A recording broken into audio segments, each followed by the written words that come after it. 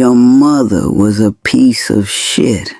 And so was her mother and her mother's mother, not because they were born evil, because pain kept getting passed around the family like a loaded needle nobody wanted to drop. One woman swallowed her voice to survive. The next one sharpened hers into a weapon. One learned love meant fear. The next learned silence was safer than screaming. One got touched in ways that shattered something sacred inside her, and nobody came. Nobody protected her. Nobody believed her. So she grew teeth where tenderness should have been. That's how curses survive, through wounded little girls forced to become mothers before they ever became whole human beings. You inherited a nervous system trained for war, a bloodline of slammed doors, cold eyes, manipulation disguised as protection, guilt passed off as love, affection with strings tied around its throat, and the scariest part, pain like that becomes addictive. Not the substance, the chaos, the volatility, the emotional whiplash. Your body starts confusing survival with intimacy. That's why toxic feels familiar. That's why peace feels suspicious. That's why some women keep rebuilding the same burning house with different wallpaper. But then there's you, the woman who looked at generations of emotional carnage and said, "This shit dies with me." Do you understand how rare that is? You are the first woman in your bloodline willing to sit in the fire without handing the flames to your children. You're the interruption, the mutation, the ancestor they prayed for while bleeding into the floorboards. And nobody talks about how brutal that responsibility actually is. Healing is grieving parents who are still alive. Healing is learning how to mother yourself while raising children. Healing is choking on memories while trying not to become one. You are fighting ghosts that wore your family's face. But every time you choose softness over cruelty, truth over denial, accountability over victimhood, you are rewiring an entire bloodline in real time.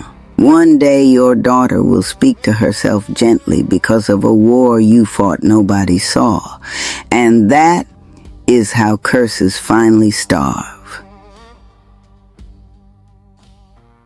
Nobody prepares you for the funeral of your former self. There's no black dress, no church, no flowers, no obituary that says, "Here lies the woman who used to pee alone, sleep deeply, think complete thoughts, and have dreams that didn't have to be scheduled around nap time, school pickup, and somebody else's hunger." She just disappears quietly, piece by piece. First goes her body, then her sleep, then her free time, then her friendships, then her sexuality, then her patience, then her name. Because eventually nobody calls her by who she is anymore. She becomes mom at the doctor's office, at school, at home, at the grocery store, in her own damn head. And yes, being called mama can be beautiful, but sometimes it can also feel like an eraser. Because before she was mama, she was somebody. She had music she liked, places she wanted to go, a body that belonged to her, a mind that wandered, dreams that didn't have baby wipes in the purse. And one day, she looks in the mirror and realizes she has become a person built entirely out of responsibilities. That's a grief. And nobody lets mothers grieve it. They tell her, enjoy every moment. Every moment, even the one where she's crying in the laundry room because the baby won't stop crying and she hasn't showered and her partner is somehow helping by asking her what needs to be done instead of using the 2 eyeballs God gave him. Every moment, even the one where she's touched out, overstimulated, underfed, lonely, and expected to be gentle because they're only little once. Yes, they're only little once. But she's only alive once too. Motherhood rage is real, and it scares women because it doesn't always feel like normal anger. It feels ancient. It feels like every unmet need, every ignored boundary, every sleepless night, every unsupported moment, every "you're so strong," every unpaid sacrifice, every swallowed scream, all standing up inside your body at once. And suddenly, it's not about the spilled juice. It's about the fact that nobody notices you until you malfunction. It's not about the toys on the floor. It's about the fact that you asked for help 600 times and somehow still became the villain for raising your voice. It's not about the child asking one more question. It's about having no room left inside your nervous system. And then the rage passes, and here comes guilt, that nasty guilt, that mother guilt that sits on your chest like a debt collector. Good mothers don't get that angry. Yes, they do. Unsupported mothers do. Overstimulated mothers do. Mothers without rest do. Mothers carrying childhood wounds while trying not to pass them down do. Mothers who were never modeled emotional regulation do. Mothers who are parenting their children and reparenting themselves at the same damn time do. The goal is not to pretend rage doesn't exist. The goal is to listen to what the rage is pointing at, because rage is often grief with its sleeves rolled up.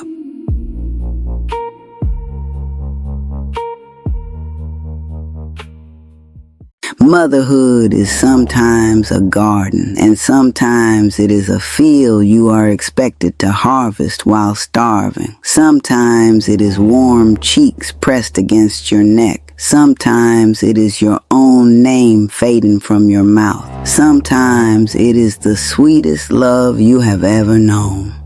Sometimes it is a mirror showing you every wound you never got to heal. Sometimes it is laughter in the hallway. Sometimes it is crying in the car before walking back inside. Sometimes it is purpose. Sometimes it is prison. Sometimes it is both before breakfast. And you are not broken because you feel all of it. You are not evil because you want more than survival. You are not selfish because you want silence. You are not ungrateful because you miss the woman who existed before the world started calling you mama. You are not a bad mother because some days you hate the weight of motherhood. You are human, painfully, beautifully, dangerously human. And maybe the most loving thing you can do for your children is refuse to become a martyr they have to mourn while you're still alive.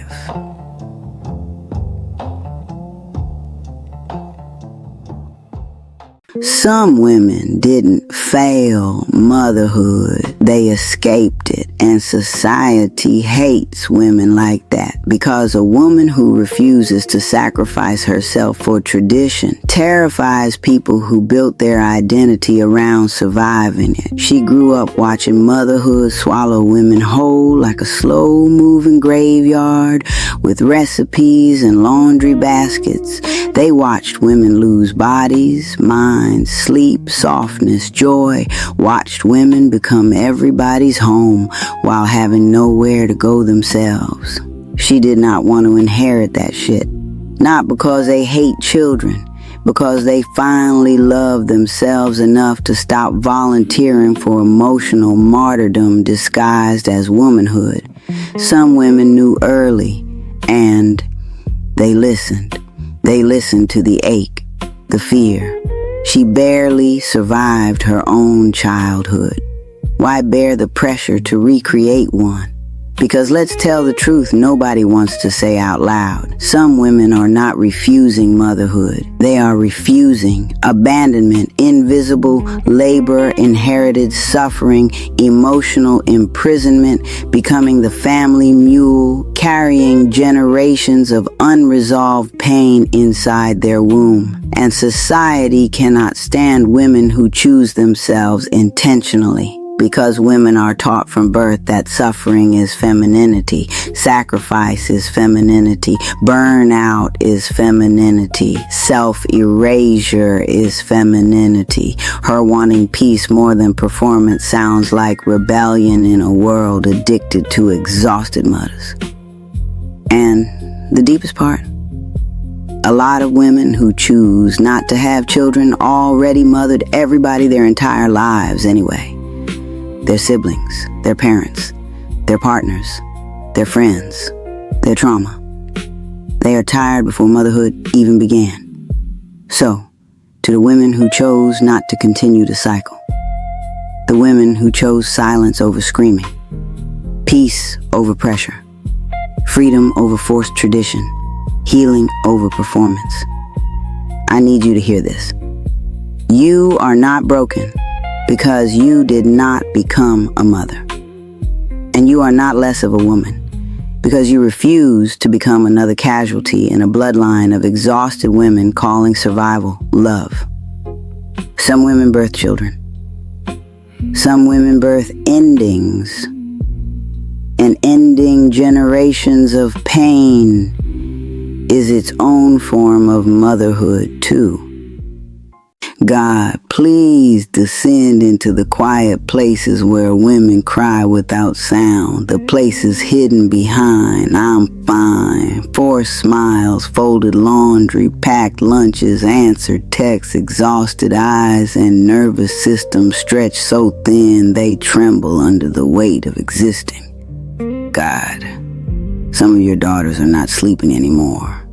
They are collapsing in installments. One disappointment at a time, one sacrifice at a time, one betrayal at a time, one silent scream at a time. And the cruelest part? The world keeps applauding how gracefully they carry pain that should have broken them years ago. God, please touch the women who have become strangers to themselves, the women who stare into mirrors trying to remember the last version of themselves that felt alive. The women whose laughter now sounds unfamiliar in their own mouth. The women who cannot remember the last time they were held without expectation attached to the touch. God. There are women listening to this who have carried entire bloodlines on backs that only ever wanted rest. Women who became bridges for everybody else while nobody noticed they were collapsing underneath the weight. Women who swallowed grief so long it became part of their bloodstream. Women who learned how to survive before they ever learned how to live.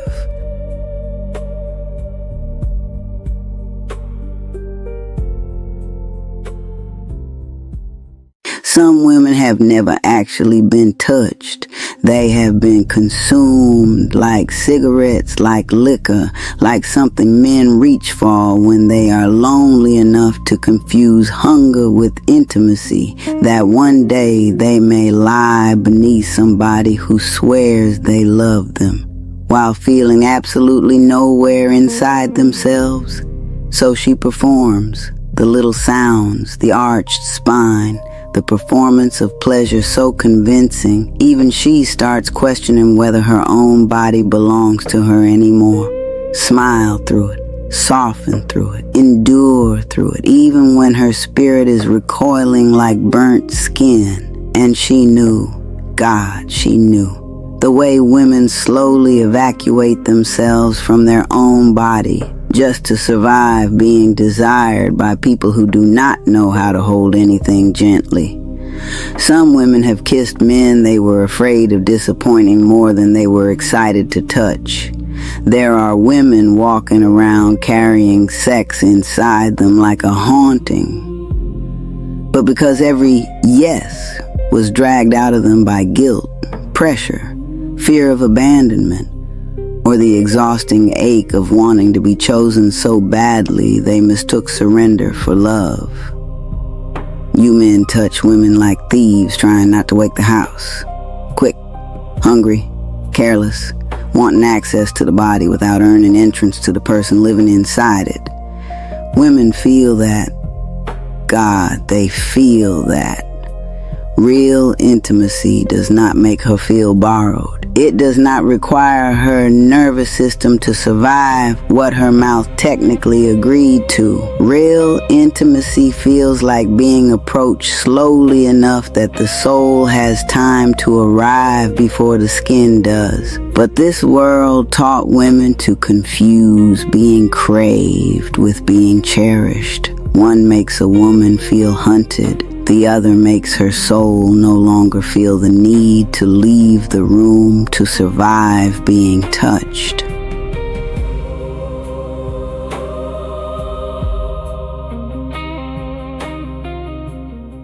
Your good-for-nothing granddaddy absolutely knew. Knew she flinched, knew she went silent, knew she stopped loving him sometime around baby number 3. But men were taught marriage was ownership with Bible verses wrapped around it. So they took her silence as permission, took endurance as devotion, took survival as love. And your grandmother? She was sleeping beside a man she fantasized about outliving. Such a beautiful couple. Beautiful. What a fucking terrifying word.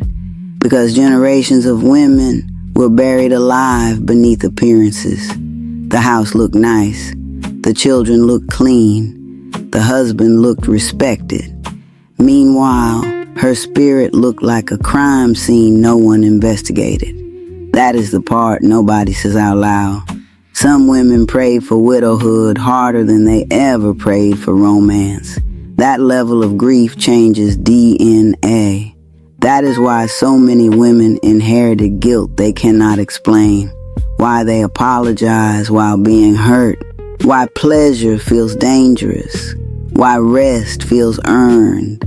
Why saying no feels like lighting a match inside their chest. Because somewhere in your bloodline, a woman survived by making herself smaller than her pain. And everybody called her strong for it. Your grandmother's silence was not proof that she was okay. It was proof of how dangerous truth used to be for women. And some of you are the first daughters in generations finally brave enough to say, "This suffering ends with me."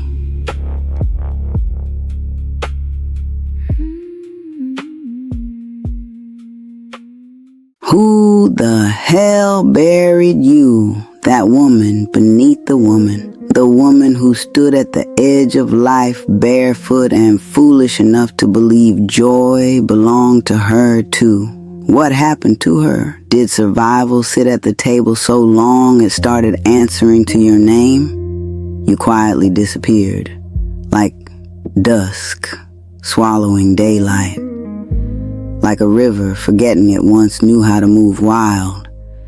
Like a garden slowly agreeing to stop blooming because nobody came to water it. And Lord, ain't that the grief nobody speaks of? Not dying, disappearing while still alive, smiling in photographs while mourning yourself, laughing in rooms where your spirit no longer lives, while secretly wondering, when did I stop belonging to myself? There it is, that dangerous, holy question. Because somewhere between being everything, you became absent. You folded yourself so many times. You started mistaking smallness for peace, confusing silence for wisdom, calling loneliness maturity. And woman, a bird born for sky will eventually grieve the cage, even if the cage got curtains and familiar voices inside it. The tragedy was never that life hurt you. The tragedy was the day pain convinced you to abandon the wild and sacred thing inside yourself. The woman beneath all that sorrow, she's waiting, like fire beneath cold ash, like spring beneath hard winter, like the moon behind storm clouds, still whole, even when unseen. And maybe, just maybe, this ain't the season where you become somebody new. Maybe this is the season you finally return to the woman who never truly left.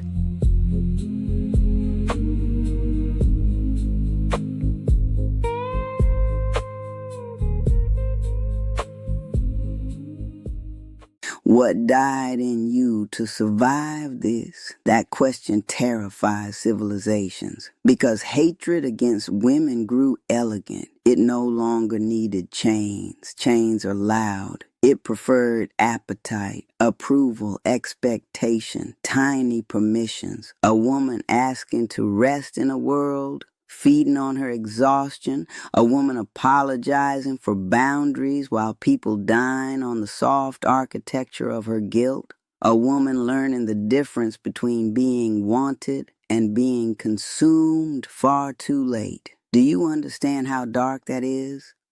To wake up one morning and realize your kindness had fingerprints all over your own disappearance, but beneath all of it, under generations of rehearsed surrender, something ancient stays awake.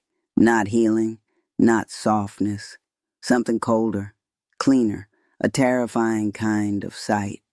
The moment a woman finally notices, the room was never hungry for her love, only her silence. And once she sees the machinery, once she hears the grinding teeth beneath politeness, something monstrous happens. She stops volunteering for sacrifice. Womanhood got a strange devil in it. The devil of contradiction. Damned if we do, damned if we don't. 'Cause even grief got opinions on women. You cry, emotional. You don't, heartless. You stay, pathetic. You leave, heartless again. And loneliness, Lord. Loneliness sit different in a woman. It don't come loud. It seep like cold through old wood, like rainwater under floorboards. Wondering when exactly survival became your whole damn personality. Some women become graveyards before they 30. Bury joy. Bury softness. Bury wanting. Bury rage so deep it start growing roots. Walk around beautiful with cemeteries hid under their tongue, smiling, always smiling, 'cause grief taught women manners, didn't it? Teach us how to ache quiet, how to mourn invisible, never too loud, never too inconvenient. Just enough sadness to remain useful. But hear me from somewhere ancestral. The hardship of womanhood ain't just pain. It's being split in half by expectation. Half altar, half offering, half wildfire, half mouth, half silence. And still women rise.